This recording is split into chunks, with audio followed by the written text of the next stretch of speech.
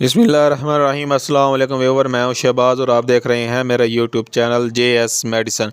आज हम बात करेंगे जी कम्बिनाल सिरप के बारे में। ये जो कम्बिनाल सिरप है ये इस्तेमाल किया जाता है जी ख़ास तौर पर खांसी में, यानी कि अगर आपको खांसी है तो आप ये सिरप इस्तेमाल कर सकते हैं। इसमें जो है थोड़ी नींद पाई जाती है, इसलिए जो है ये बच्चों में इस्तेमाल नहीं होता। इसकी जो डोज़ है वो है जी बड़ों में 1 चम्मच सुबह और 1 चम्मच शाम को, यानी कि 2 टाइम जो है आपने ये सिरप इस्तेमाल करना है। इंशाल्लाह आपकी जो खांसी है वो ख़त्म हो जाएगी।